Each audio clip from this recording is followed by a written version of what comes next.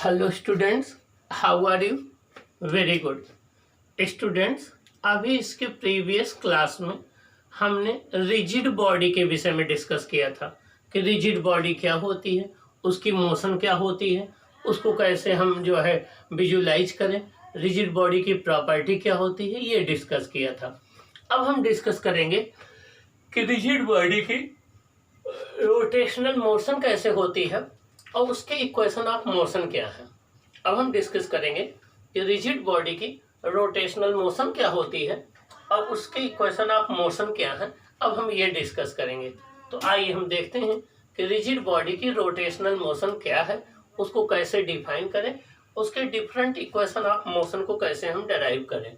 आइए देखें rotational motion of a rigid body, किसी रिजिड बॉडी की रोटेशनल मोशन। आइए रोटेशनल मोशन को डिफाइन कैसे करें।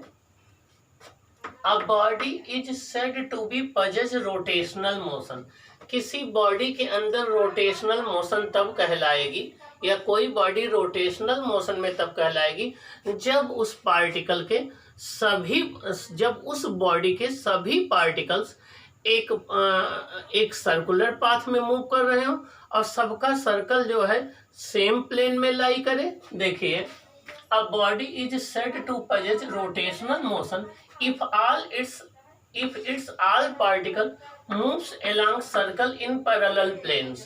मीन्स कोई भी बॉडी रोटेशनल मोशन में तब कहलाती है जब उसके सभी पार्टिकल्स जो है वो पैरेलल प्लेन्स में मूव कर रहे हैं। कोई भी पार्टिकल रोटेशनल मोशन में तब कहलाती है जब उसके सभी पार्टिकल्स एक सर्कुलर पाथ में पैरेलल प्लेन्स में मूव कर रहे हों। The centre of these circle lie on a fixed line perpendicular to the parallel planes. और इन सभी पार्टिकल के सर्कुलर पाथ का जो सेंटर है वो एक फिक्स्ड लाइन पर लाई करता है। ये फिक्स्ड लाइन उस प्लेन के परपेंडिकुलर होती है जिस प्लेन में डिफरेंट पार्टिकल्स मूव कर रहे होते हैं। इस फिक्स्ड लाइन को हम बोलते हैं एक्सिस ऑफ रोटेशन। क्या बोलते हैं? Axis of rotation. तो जब भी कोई बॉडी प्योर रोटेशनल मोशन में होती है तो उसके सभी पार्टिकल्स डिफरेंट सर्कुलर पाथ में मूव करते हैं। सभी सर्कल का सेंटर एक फिक्स्ड लाइन पर लाई करता है जिसको हम एक्सिस ऑफ रोटेशन कहते हैं। और सभी पार्टिकल्स के जो सर्कल है वो पैरेलल प्लेन्स में लाई करते हैं। ये parallel planes axis of rotation के परपेंडिकुलर होता है। ओके, तो एक्सिस ऑफ रोटेशन हमें ये बताता है कि जो रोटेशनल मोशन हो रही है उस एक्सिस ऑफ रोटेशन के परपेंडिकुलर प्लेन में हो रही है। ओके, आइए देखिए, ये कोई एक रिजिड बॉडी है जिस पर हमने कोई पॉइंट P ले लिया। इसका पोजीशन वेक्टर R है। t इक्वल टू 0 को ये पॉइंट P ये है। जब ये बॉडी रोटेट करते हुए anti clockwise t equal to t second पर इस पोजीशन में पहुंच गई तो इसका पोजीशन R डैश हो गया। अब ये अपने इनिशियल पोजीशन से कितना थीटा एंगल रोटेट कर गया। ऐसा इस P पार्टिकल के लिए हुआ। ऐसे जितने भी पार्टिकल्स हम इसके लेंगे सब इस टाइम इंटरवल में थीटा एंगल ही रोटेट करेंगे। और देखें ये पार्टिकल एक सर्कुलर पाथ पर रोटेट कर रहा है। इसका सेंटर कहाँ लाई कर रहा है? जेड एक्सिस पर। जेड एक्सिस क्या है? एक्सिस ऑफ रोटेशन है। और बॉडी का रोटेशन किस प्लेन में हो रहा है? एक्स वाई प्लेन में हो रहा है। किस में हो रहा है? एक्स वाई प्लेन में हो रहा है। और एक्सिस ऑफ रोटेशन क्या है? जेड एक्सिस है। In the figure P is a point on the rigid body.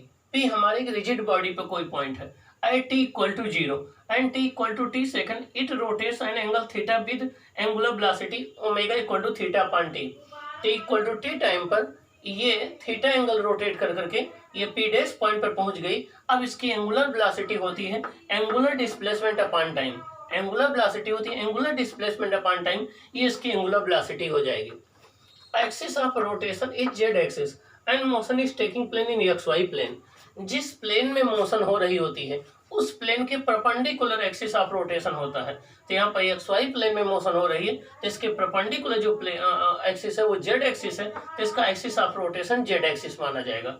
Okay, आइए देखें, similarly all particles also rotate the same angle and has the same angular velocity.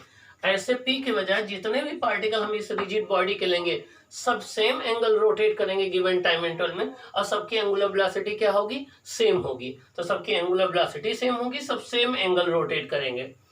अब आइए हम, अगर कोई बॉडी यूनिफॉर्म एंगुलर एक्सेलरेशन से अगर रोटेट कर रही है, कोई बॉडी यूनिफॉर्म एंगुलर एक्सेलरेशन से रोटेट कर रही है, तो उसका इक्वेशन ऑफ मोशन क्या होगा, हम इक्वेशन ऑफ मोशन डिराइव कर लें, तब उस पर बेस्ड न्यूमेरिकल सॉल्व करें। Equation of rotational motion, rotational motion के क्या इक्वेशन, अभी तक हम लोगों ने ट्रांसलेशनल मोशन के इक्वेशन पढ़े थे, v equal to u plus a t, s equal to u t plus half a t square, v square equal to u square plus 2as, हम लोगों ने ये स्टडी किया था। अब हम रोटेशनल मोशन के इक्वेशन स्टडी करेंगे।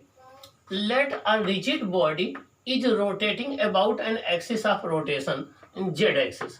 सपोज कर लिए कोई एक रिजिड बॉडी है जो जेड एक्सिस ऑफ रोटेशन के बहुत रोटेट कर रही है with an uniform angular acceleration alpha radian per second square. उसका एक्सेलरेशन कितना है, alpha radian per second square है। उसका एंगुलर एक्सेलरेशन जो है वो alpha radian per second square है। कोई एक बॉडी है जो किसी एक axis of rotation z axis के बहुत रोटेट कर रही है और यूनिफॉर्म एंगुलर एक्सेलरेशन है alpha radian per second square. आइए देखें, ओमेगा नॉट इसकी इनिशियल एंगुलर वेलोसिटी है।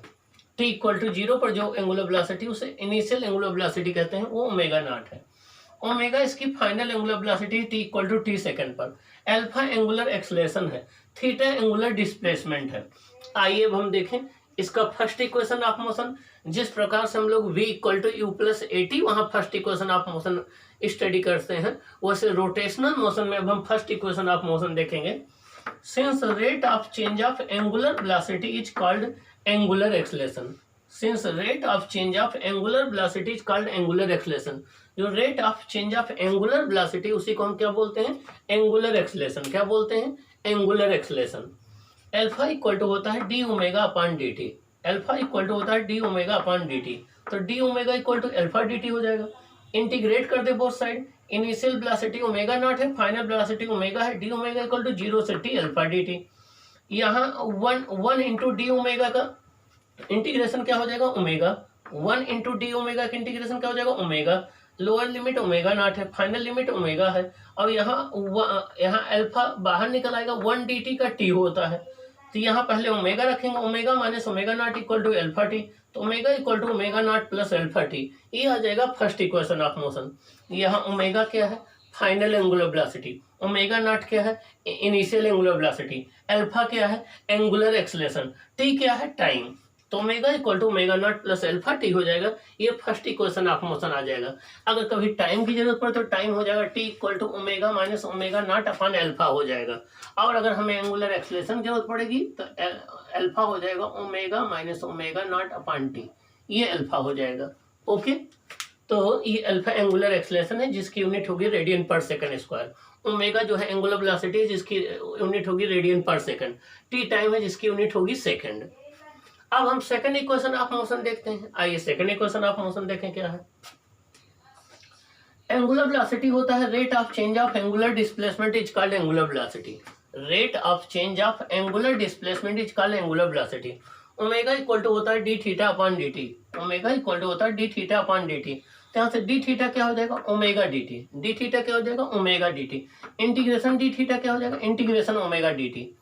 अब अगर हम मान लें कि initial velocity, initial angular displacement theta naught था टी इक्वल टू 0 पर, फाइनल जो है ओमेगा हो गया।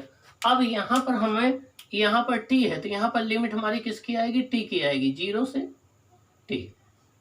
यहाँ टी इक्वल टू 0 पर एंगुलर डिस्प्लेसमेंट थीटा नॉट था, t equal to t time पर टी हो गया, तो जगह थीटा 1 डी थीटा होता है थीटा के इक्वल, यहाँ से 1 डी थीटा होता है थीटा के इक्वल, ये हो जाएगा थीटा के इक्वल। तो थीटा माइनस थीटा नॉट हो जाए 0 से टी, और ओमेगा इक्वल टू होता है omega naught plus alpha T. हमने ओमेगा इक्वल टू होता है omega naught plus alpha t, ये वैल्यू हमने यहाँ रख दिया। तो ये आपका हो गया 0 से t omega naught plus alpha t d t. अब ओमेगा नॉट डी टी करेंगे तो ओमेगा नॉट इंटू टी आ जाएगा, अल्फा टी डी टी करेंगे तो अल्फा टी स्क्वायर अपॉन 2 आ जाएगा। तो theta minus theta naught equal to हो जाएगा omega naught t plus alpha t square upon 2। Theta minus theta naught equal to हो जाएगा omega naught t plus alpha t square upon 2 हो जाएगा। तो यहाँ से theta equal to theta naught plus omega naught t plus alpha t square upon 2 हो जाएगा। Theta naught equal to 0, अगर टी इक्वल टू 0 पर हम मान लें कि एंगुलर डिस्प्लेसमेंट 0 था, अगर हम ये मान लें कि टी इक्वल टू 0 पर एंगुलर डिस्प्लेसमेंट 0 था, तो अब थीटा इक्वल टू हो जाएगा omega naught t plus alpha t square upon 2। Theta equal to हो जाएगा omega naught t plus alpha t square upon 2। यहाँ थीटा को हमें रेडियन में पुट करना है, यहाँ पर थीटा को हमें रेडियन में पुट करना है। Omega naught radian per second में होगा, अल्फा जो रेडियन पर सेकंड स्क्वायर में होगा, टी सेकंड में होगा। तो ये हमारा सेकंड इक्वेशन ऑफ मोशन आ जाएगा। क्या आ जाएगा? Second equation of motion. जैसे हम लोग s equal to u t plus half a t square पढ़ते थे, वैसे theta equal to omega naught t plus half alpha t square है। जहां यस होता था वहां थीटा आ गया, जहां यू होता था वहां ओमेगा नॉट आ गया, जहां ए होता था वहां अल्फा आ गया। तो s equal to u t plus half a t square जैसे होता था ट्रांसलेशनल मोशन में, वैसे ही यहाँ theta equal to omega naught t plus alpha t square upon 2 होता है। ओके, आइए अब हम थर्ड इक्वेशन ऑफ मोशन देखते हैं कि थर्ड इक्वेशन ऑफ मोशन क्या है। थर्ड इक्वेशन ऑफ मोशन देखें। अब हम थर्ड इक्वेशन ऑफ मोशन देखते हैं, जो हम लोग पढ़ते थे v square equal to u square plus 2as, उसी के करस्पॉन्डिंग हम देखेंगे कि omega square equal to omega naught square plus 2 alpha theta. आइए देखें। तो third equation of motion, as we know, हमें पता है कि एंगुलर एक्सेलेरेशन होता है rate of change of angular velocity. Angular acceleration होता है rate of change of angular velocity. तो अल्फा होता है d omega upon d t. तो alpha equal to d omega upon d t, d theta से multiply कर दें, D theta से डिवाइड कर दें। तो अल्फा इक्वल टू हो जाएगा d theta upon d t को अलग कर लें, तो d theta upon d t हो जाएगा ओमेगा और into d omega upon d theta हो जाएगा। तो यहाँ से हो जाएगा omega d omega equal to alpha d theta आ जाएगा। हम थीटा नॉट डिस्प्लेसमेंट पर एंगुलर वेलोसिटी ओमेगा नॉट मान ले और थीटा पर ओमेगा मान ले, तो omega naught to omega, omega d omega equal to theta naught to theta alpha d theta हो जाएगा। यहाँ पर इसका इंटीग्रेशन हमें पता है कि इंटीग्रेशन होता है x d x equal to होता है एक्स स्क्वायर अपॉन 2। तो ये आपका हो जाएगा omega square upon 2, lower limit है ओमेगा नॉट, अपर लिमिट है ओमेगा। तो ये आपका हो जाएगा अल्फा, ये हो जाएगा अल्फा को बाहर निकाल लें, यूनिफॉर्म ये कांस्टेंट है 1 डी थीटा। तो हो जाएगा ये पहले ये वैल्यू यहाँ पुट करते हैं, फिर माइनस लगाते हैं, फिर ये वैल्यू पुट करते हैं, omega square upon 2 minus omega naught square upon 2 alpha. यहाँ पहले थीटा रखते हैं, फिर थीटा नॉट, ये हो जाएगा omega square minus omega naught square equal to 2 alpha theta minus theta naught, omega square equal to omega naught square plus 2 alpha theta minus theta naught. ये angular displacement है, ये angular displacement है। हमें मान ले कि टी इक्वल टू 0 पर theta naught 0 था, तो omega square equal to omega naught square plus 2 alpha theta आ जाएगा। क्या? Omega square equal to omega naught square plus 2 alpha theta आ जाएगा। ये थर्ड इक्वेशन ऑफ मोशन आ जाएगा। अब अगर इसको हम कंपेयर करना चाहें तो देखिए ट्रांसलेशनल मोशन में और रोटेशनल मोशन में। ट्रांसलेशनल मोशन में हम लोग इक्वेशन यूज करते थे v equal to u plus a t, v equal to u plus a t. ये फाइनल वेलोसिटी है, ये इनिशियल वेलोसिटी है, ये लीनियर एक्सेलेरेशन है, ये टाइम है। यहाँ होता है omega equal to omega naught plus alpha t. ये फाइनल एंगुलर वेलोसिटी है, ये इनिशियल एंगुलर वेलोसिटी है, ये एंगुलर एक्सेलेरेशन है, ये टाइम है। वहां पर हम लोग सेकंड इक्वेशन यूज करते थे s equal to u t plus half a t square. S equal to u t plus half a t square. S क्या होता था? Linear displacement. यू क्या होता था? Initial velocity t time. A क्या होता था? Linear acceleration. यहाँ पर होता है angular displacement s equal to omega naught t plus half alpha t square. यहाँ थीटा क्या है? Angular displacement. यस क्या था? Linear displacement. ओमेगा नॉट क्या है? Initial angular velocity. अल्फा क्या है? Angular acceleration. वहां पर हम लोग पढ़ते थे v square equal to u square plus 2as। यहाँ पर हम लोग पढ़ेंगे omega square equal to omega naught square plus 2 alpha theta.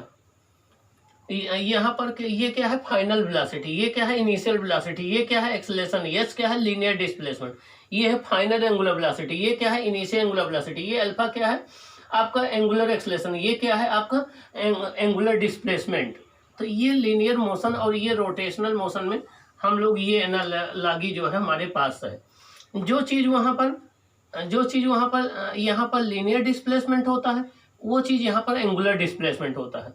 जो यहाँ लीनियर वेलोसिटी u होती है वो यहाँ पर इनिशियल वेलोसिटी ओमेगा होती है। जो यहाँ फाइनल वेलोसिटी v होती है यहाँ पर ओमेगा होती है। जो चीज़ यहाँ लीनियर एक्सेलेरेशन होता है वो चीज़ यहाँ एंगुलर एक्सेलेरेशन होता है। तो ये जो है इस एनालॉजी के बेसिस पर हम 3 इक्वेशन ऑफ मोशन को डिराइव कर सकते हैं और उनको अप्लाई भी कर सकते हैं। अब इनको अप्लाई कर करके हम जो है इक्वेशन न्यूमेरिकल सॉल्व करेंगे।